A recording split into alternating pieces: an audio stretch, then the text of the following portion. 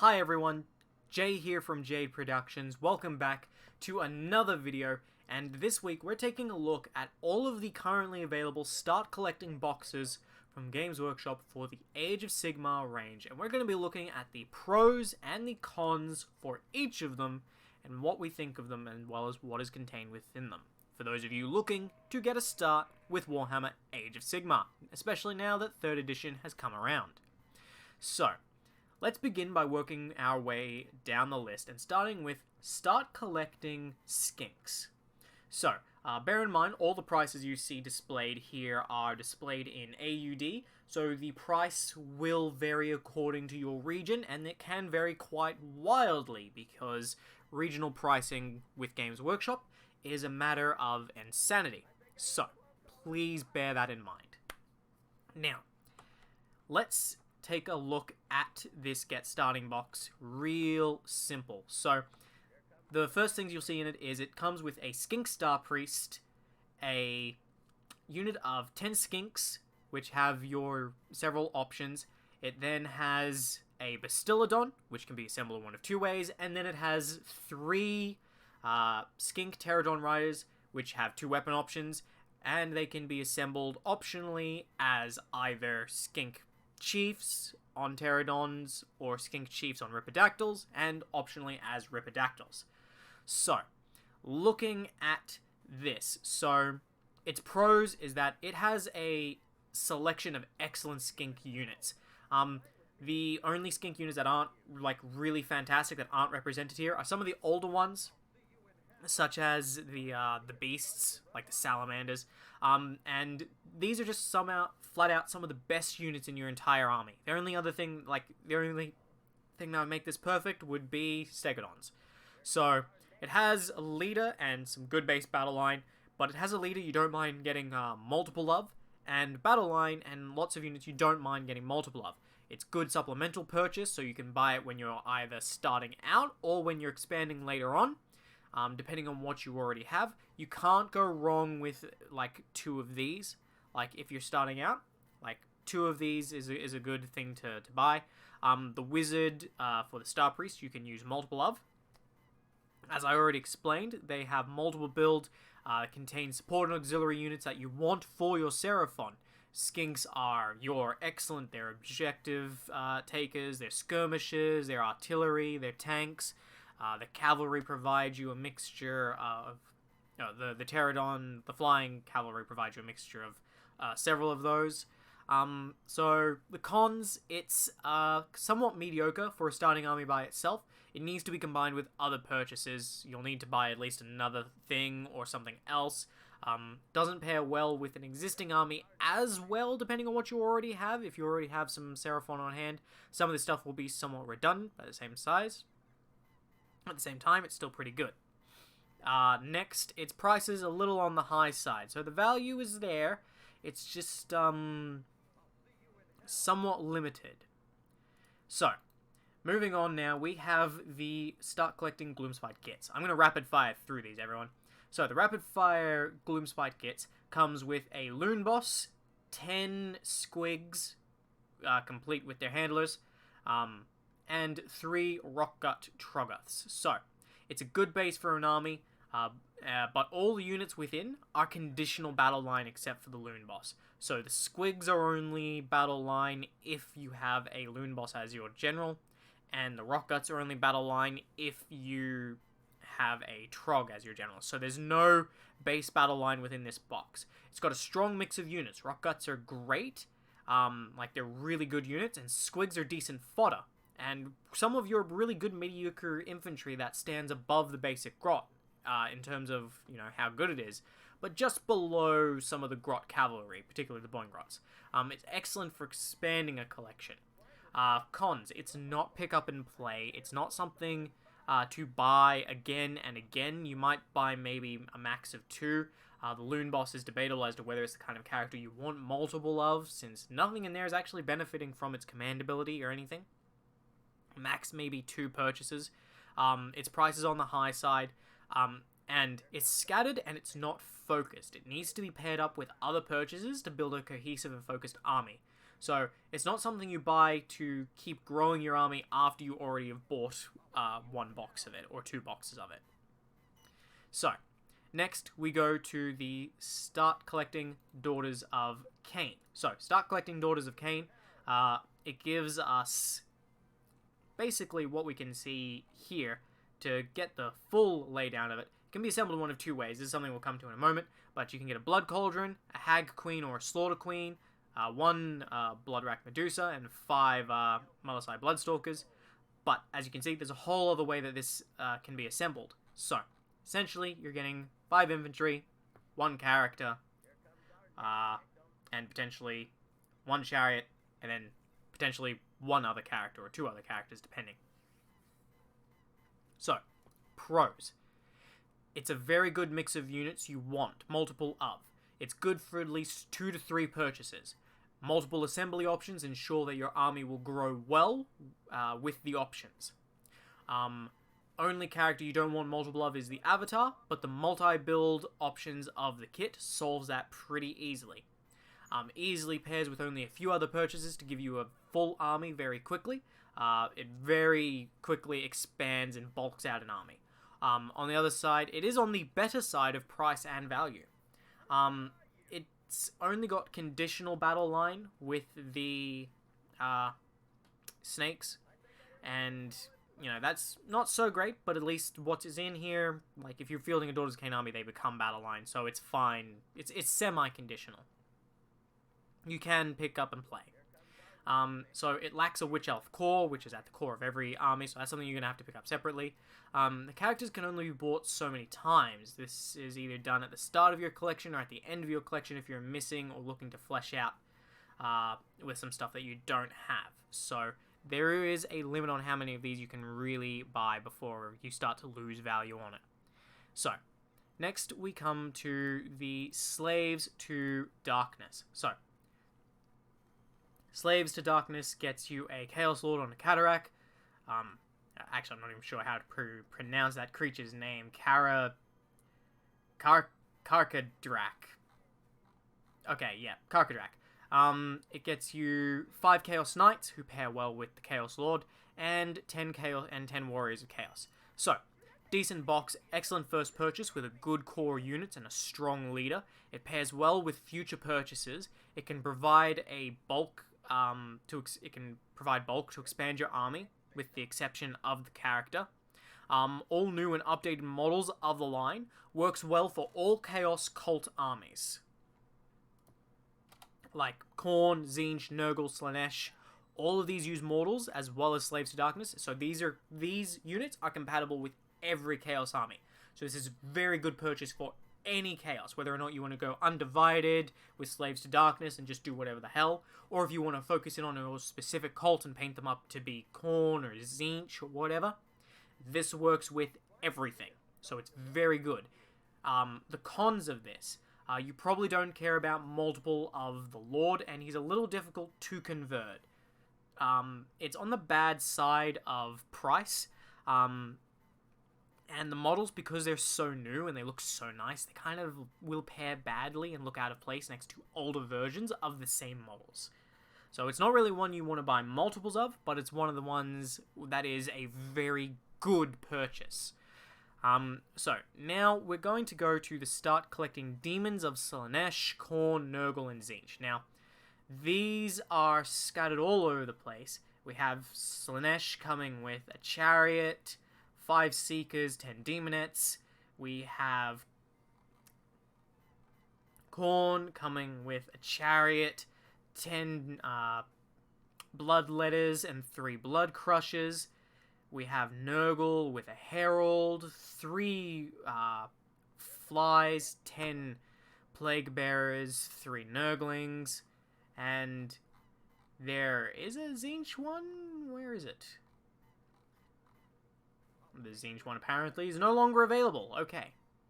Because this is all of them that is currently available. So, I can't see the Tzeentch one. It is not currently available. It used to be available. I know, because T bought many multiples of them. So this annoys me. But, suffice to say, all of these pretty much are very much in common with what they bring. They're a good mix of spammable units. You can buy lots and not really feel bad. It does only have demons in it, and there's a little bit of multi-conversion. So it has most of the demon units in it. The only other things you're going to need to really buy for demons is like your greater demons and your beasts. It's better for expanding an existing army and pairing up with some of these other boxes. On the cheaper side as well, though, to make up for that. And you can buy 2 to 5 and not feel too bad, but it also means you're running a near full demon army, or you have lots and lots of summons. Perfect to buy just 1 to 2 if you want some summon fodder for your specific cult armies. Not what you want as the base for a cult army. It has no mortals, and those armies like to play certain ways that they've been geared towards, where mortals and demons need to be working in combination. You can run them, but they're not the most optimal thing. But of course, again, there's many ways to use these boxes. It has no mortals, but that's also fine if you're using Be'lakor, if you just want to go full demons. Mediocre units overall, not a great start to the army. You really do need additional purchases of either multiples of this box or other things. So, now we move on to start collecting Beastclaw Raiders. So Beastclaw Raiders gets you 1 Stonehorn or Thunder Tusk, and 4, gosh, I can't even remember their name, because I want to say not Stonehorns, Mournfangs. Yes, Mournfangs. You get 4 Mournfangs. So, as for this, it's a strong base to an army. Very good to start with. You can buy this box again and again and again. A couple of these will give you a very big Beast Claws army with little else that you have to buy, and most of those are optional. The big beasts, the Frosthorn, the Stonehorn, or the Thunder Tusk is multi-build with lots of different options that you can use to make characters, battle line, different monsters, different configurations on equipment. The Mournfang have 2 different equipment options. It's a good value box on the barely acceptable side of price, by my standards. And you can mix these into a regular ogre force as you buy more other ogres. The cons, it only gives monsters and cavalry. Only really good if you want to do Beast Claws and are starting with ogres and you just like Beast Claws. Suffice to say, it is one of the best boxes available. So now we come to start collecting Flesh Eater Courts. So Flesh Eater Courts, pros, it's a super great box for both SoulBlight Gravelords and Flesh Eater Courts. If you buy it for SoulBlights, the extra parts you get can give you a whole small Flesh Eater Court army as a bonus, and I'm speaking from experience here, as both me and T have done this. We both invested in our SoulBlights recently. We bought a bunch of this for the units, so that because they could be built into SoulBlight units, and now have a small, almost 1500 point Flesh Eater Court army on top of that now. The Monster and Monstrous Infantry have multiple build options. You can build Horrors, Flayers, Vargheists, Terrorgeists, Zombie Dragons. You can build Vampire Lords on Zombie Dragons, Ghoul Kings on Royal Terrorgeese or Royal Vampire or Zombie Dragons. It's very, very good value for its price. Has everything you need for a Flesh Eater Court army except a few characters. And you can easily build a whole or most of an army just out of multiple boxes.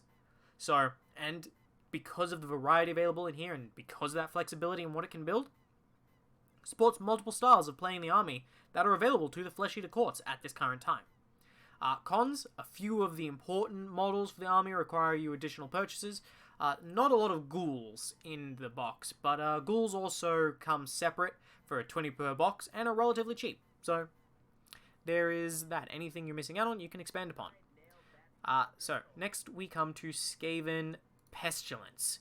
So, for Skaven Pestilence, you get a Plague Furnace, 20 Plague Monks, and a Plague Catapult. Now, the Catapult can be optionally built as a Warp Lightning Cannon, and the Furnace can be optionally built as a Gracier on Screaming Bell. So, pros. It's a decent box. Good for a mixed Skaven army or a Pestilence-only army. If you're interested in any of the other Skaven, you're probably not interested in this box. Either way, you probably only want 2 of this box, really. Multiple purchases beyond that, you're either committed to full Pestilence at that point. The really requires additional purchases. You can't make a full army, but provides a decent foundation. Again, only if you're going... That only applies if you're doing a normal mixed Skaven army and not a Pestilence-only army.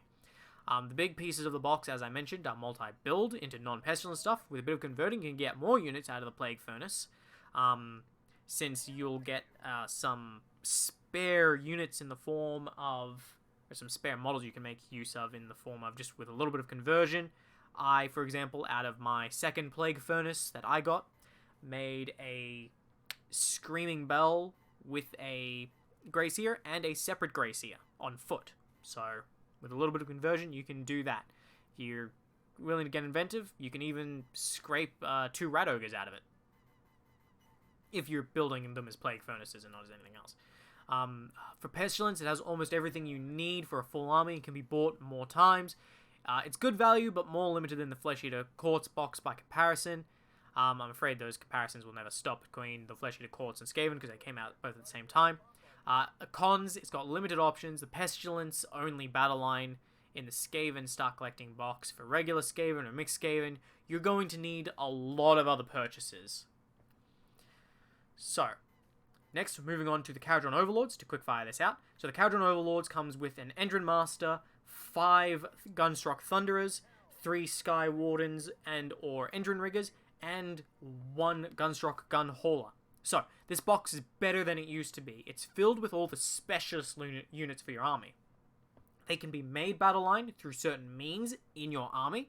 It's good to purchase this box. You can buy it like good 3 times. Only the character really gets wasted after about the 2nd time. So you begin to lose value there. Otherwise, it's the best way to expand your army. They're all these units are things you want multiple of, and they all have different potential loadouts or build options. Minimal additional purchases before you actually have a full army.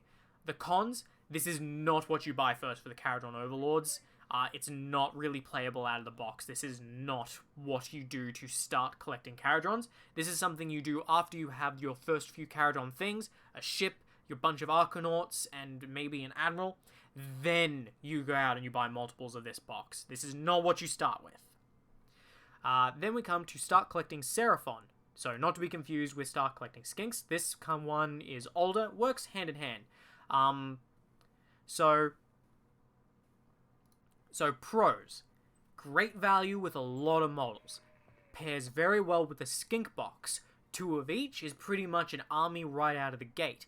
It's good to start with. As I said, combines very well with the Skink. You can get 1 and 1, have a good base army going straight there off the bat. The monster is multi-build, letting you wrangle extra value out of the box for a potential 3 extra purchases, as the Carnosaur can be built as a Old Blood on Carnosaur, a Scar Veteran on Carnosaur, which is multiple weapon options, or a Skink Oracle on Troglodon. So, there is that. The 2 other units, the Saurus Warriors and the Saurus Cavalry, are battle line. They're unconditional battle line that you want. And they provide them in pretty decent numbers, since they are pretty mediocre and you want them to fill out your core if you're going for a more traditional Seraphon army. Has a few extra models, because it has just like odd numbers of models. Not what's required for a minimum unit, but just a few odd extra models, which make for good conversion fodder. So, cons. A few of the units in this box. So, there's really not much that's good in this box in terms of actual unit power, since their army book actually hates them. Like, Saurus are really shit on in their own book. Sorry. But it's true. So, really only the Carnosaur is like actually a good unit, and even then it borders depending on how lucky you roll. Old sculpts on everything but the Carnosaur. Not so great if you're looking to expand a collection, depending on what you already have, but at least these are all units that it's okay just to have lots of and have them lying around. And again, the monster has lots of different things. So, it's an okay box. It's probably one of the better value ones, just for sheer numbers alone. Then we come to... Next, we have the start collecting Fyreslayers. So, Fyreslayers, comes with, before I get too grossed in the pros, comes with 10 Volkites, 1 Magma Droth, which can be assembled as either a Rune Father, Rune Son, or Rune Smiter, and then 1 Rune Smiter on foot. So, this box is decent value, gives you a good base force. Fyreslayers are nice and strong and bulky. You can buy multiple of this box and not feel bad. The monsters can be built into 3 characters. The Rune Son is best when you field multiple. To begin with, the Volkites are battle line straight up with no conditions, with 2 different weapon options. Actually, they have more than 2 different weapon options. The Rune Smiters are solid support characters that are easy to swing around if you have multiples of them, so there's no harm in having that. The box is basically a free win and easy to buy. 3 of them, giving you a great foundation for a Fyreslayer's army. The cons. The best parts of the army are not in this box. You will need to make some expensive, and I mean expensive, multiple additional purchases. It is more on the expensive side as well, this starter box. And it quickly runs out of utility the more you buy of it, as you lose more and more of that savings, as you get more and more redundancy. Probably a max 3 purchases of this. Start collecting Sylvaneth. So start collecting Sylvaneth gives you a Branch Witch, a Tree Lord, which can be assembled as a Tree Lord Ancient or a Spirit of Durthu, and 20 Dryads. So, pros. It's a decent box with good value. The Tree Lord has multiple build options. The Dryads are important battle line fodder for your army, needed in large numbers. The character is decent and can also be worked as conversion fodder in case you want the slightly better Branch Wraith that also has an old and terrible model. Gets a decent base of an army right out of the box. Can buy multiples to flesh out an army quickly. Mostly buying for the Tree Lord though at that point. Maximum 3 until you get 1 of each Tree Lord character and 6 to Dryads. Anything more is kind of redundant with everything else. You start to lose money at that point with any savings that you've made. Cons, none of the good stuff besides the Tree Lord's variants is in this box. You'll need to make some additional separate purchases to flesh out to make a cohesive army with utility and flexibility. And you will also need to go out and buy trees separately. You'll need to buy Sylvaneth Wildwood boxes. So that's always the real downside of Sylvaneth. So, next we have start collecting Khorne Bloodbound Goreblade. This box gives you a Mighty Lord of Khorne, a Blood Secretor, a Korgorath, 10 Blood Reavers, and then a couple Blood Warriors, and a Blood Stoker. 5 Blood Warriors and 1 Blood Stoker. Yes. So, just had to confirm that my numbers there were right in my notes. So, there is that. Now, pros. Good value. It's on the cheapest side. Not a bad set of basic units for Khorne Mortals. Pairs well with Khorne Demons and Slave to Darkness box. Cons. You don't really want multiple of the characters. Not something you can really buy multiple times without some baggage from said characters. This is really a one and done, but at the same time, best paired with, a good solid foundation is, if you want to start a Khorne army, buy this, buy the Slave to Darkness, buy the Khorne Demons. From there, go from there. There's start collecting Stormcast Eternal's Thunderstrike Brotherhood. So, Thunderstrike Brotherhood, it gets you a decent-ish collection, but it suffers from some of the real problems that the Khorne has. The problem is mostly they are not full kits. So, you get a Lord Celestin on Dracoth, Lord Relictor, 3 Retributors, 10 Liberators, with 2 Liberator Primes, 3 Prosecutors. Yeah. So, that's what you get out of the Thunderstrike Brotherhood. So, pros. Decent value. Some solid base units worth having. Like, those are some decent solid base units. Sadly, I can't recommend this one. Cons. Doesn't actually contain any Thunderstrike units. Don't get confused by its name. It's just an old name. Thunderstrike is now its own thing. Just don't worry about it.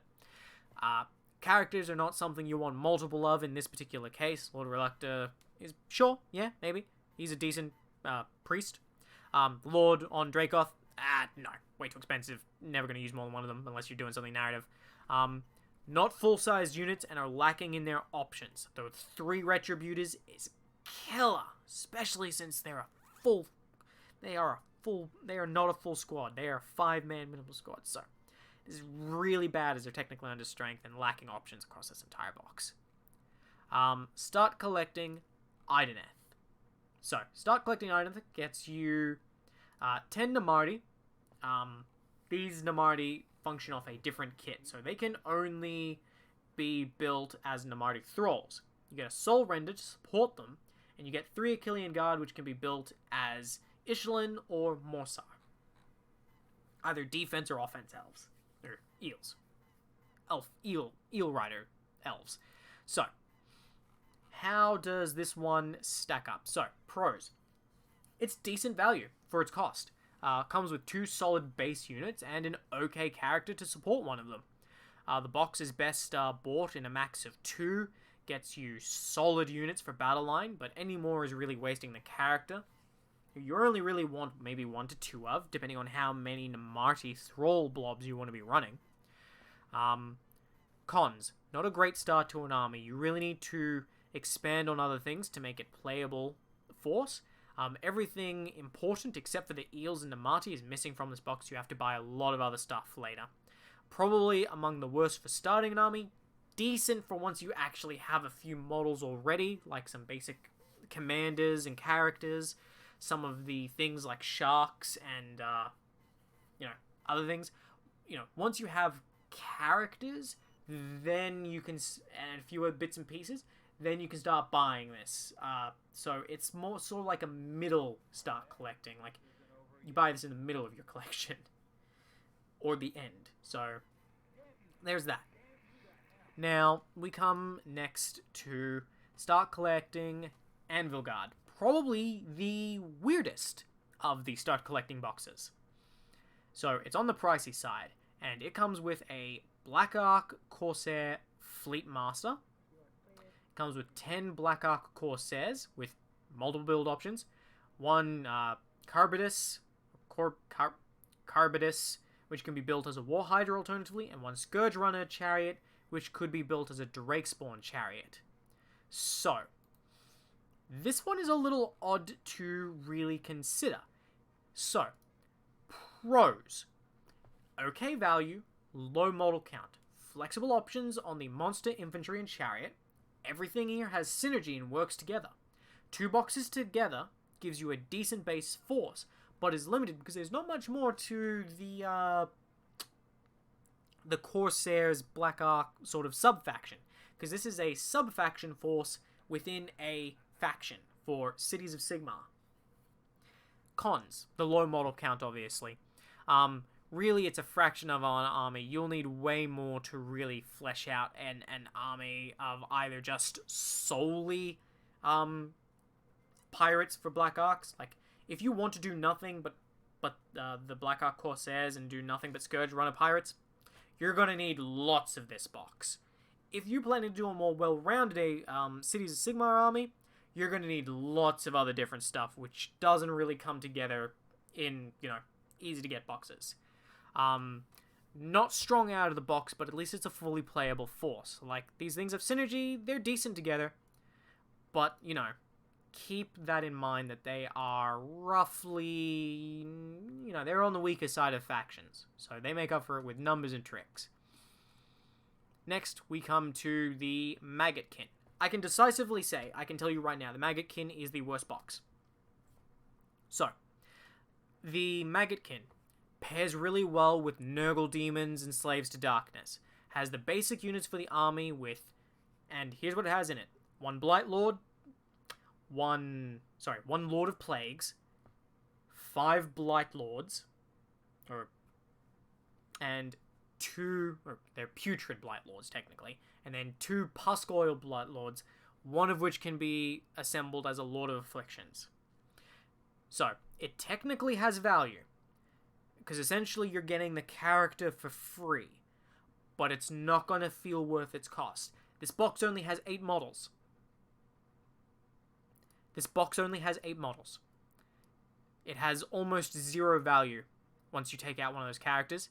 It's not worth it at all. It's terrible for building an army. You have to buy multiples, and it's on the expensive side.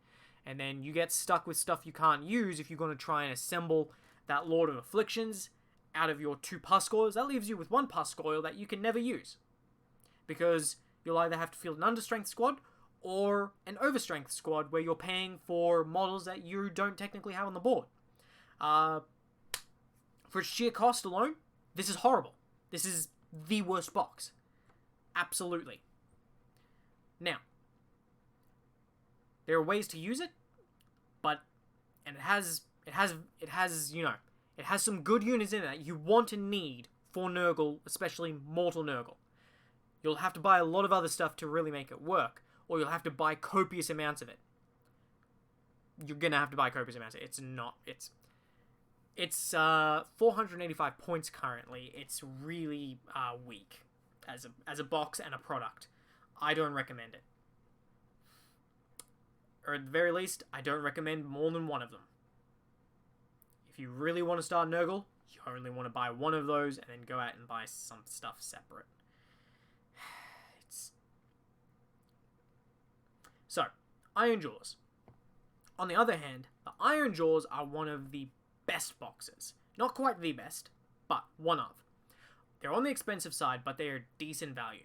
Excellent base to an army, has everything you need and want in multiples. Even the character is something you want multiple of with the War Chanter.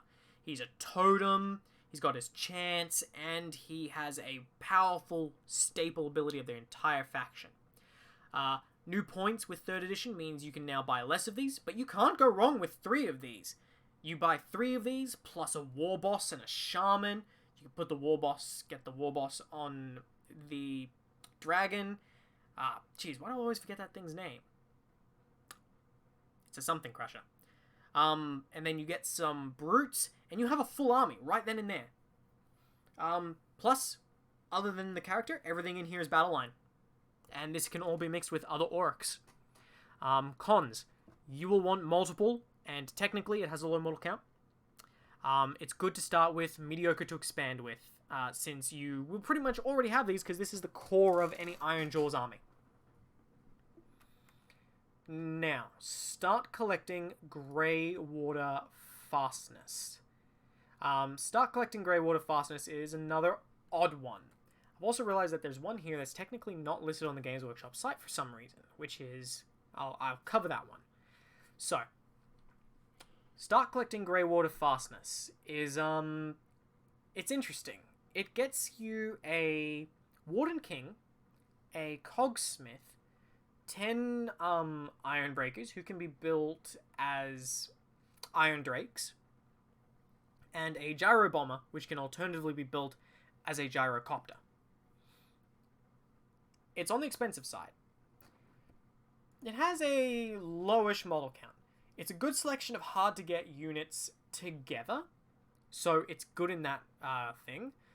It's good base for an army, but like Anvil Guard, it's really limited. It shares a lot of the pros and cons with the Anvil Guard starter box. You could buy more, but you'd also be losing any money saved since the characters are not really what you want multiple of. Cogsmith, yeah, sure. But the Warden King, you're not going to find really a use for multiple Warden Kings, I'm afraid. It would be better if they gave you the Rune Lord. It has decent options, though. On its main stuff within the kit, Gyro Bomber versus Gyrocopter, sure. Iron Drakes versus Iron Breakers, yeah. These are all things you want, and you want in multiples with different configurations. Cons, as I said, limited buying and multiple, limited value, and on the pricey side. Start collecting Beasts of Chaos. So, this is the second last one we'll talk about, because there's one not listed here,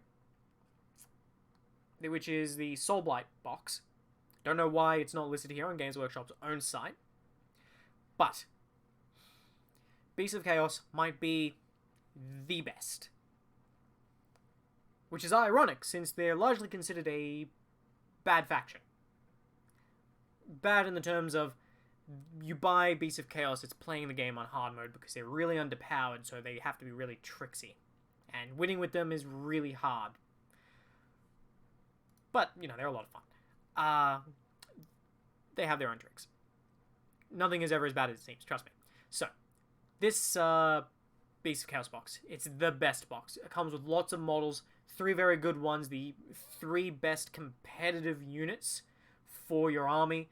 Everything you want to have in multiples is in this box, and you can field it without worry. You can provide a good base and a good expansion, good selection of models. You can buy multiples, 2 or 3 of these.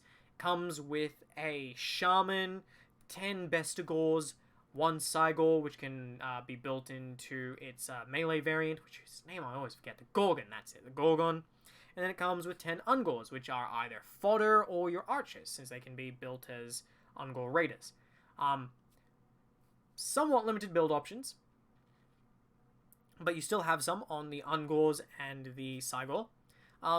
Its value is on the more expensive side, but you get a good amount of stuff, which its value is interesting since a lot of these models are pretty cheap. But the value is there. Now, the last one we're going to talk about is the SoulBlight Gravelords. So the SoulBlight Gravelords comes with a White King mounted. It comes with 5 Black Knights, and it comes with 10 Graveguard. Now, actually, I just want to confirm that it comes with 10 Graveguard.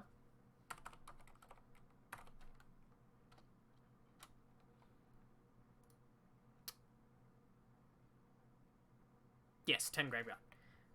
Just did that off screen. So, with that, it's a decent base. It comes with a lot of skeleton stuff. The pros is that it's a nice way to expand an army. Probably not the great way to start an army for SoulBlight. None of these things are really essential to have. The White King is a good defensive and support unit.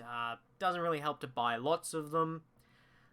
The Black Knights are kind of a trash tier unit. They're really terrible. They can be multi-built into Nighthaunt units, as the Nighthaunt Ghost Cavalry, whose names I always forget.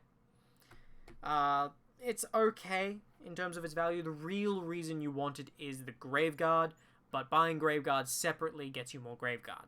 It's an okay box. It's on the pricey side. Its value is sort of there. It's not something you buy multiples of. It's something that you buy one and done. Not the beginning, but somewhere around the middle to end of your starting with your SoulBlights. Like, after you've already got, like, the core of your army with some vampires, some regular skeletons, some wolves, some creatures, some monsters. Like, in between getting the later half of, like, all the monsters and heavy stuff and Vengorian lords and all your weird specialists and big chariots. You want to get this around there. Or before then. Since it just bulks out your army a bit more, with some more options. So, that has been me from Jade Productions. And we've been going through all of the Start Collecting boxes on the Games Workshop website. I'd be curious to hear what everyone else thinks, of course, about the Start Collecting boxes. What you guys like, which ones you don't like, which ones you think are of value. Do you disagree with me on which ones are particularly good or not? I've tried not to be so much in the go of this one is good, this one is bad, because each one has potential. The main things that hold back every one of these tends to be price, but that's not really what I want to address here. I want to address the fact that each of these has potential and is good for a different thing in a different way, and they all have potential. None of them is super bad. They just have degrees of usability. So I hope this can help you, rather than go, hey, this one is terrible, don't buy it. Help you make an informed decision of, do I want this? Do I need it? How many do I buy? Am I getting the best value here? That kind of thing. And just give you a bit more information overall for those of you looking to make your first purchase and wondering, are these the places to start for the particular faction that I'm interested in? So, for more information about, putting together an army and starting it, you can check out my other videos, or you can ask in the comments directly, or join the Discord and ask me directly there. I've been Jay from Jade Productions. Thank you very much for watching and listening, and I will talk to you next time.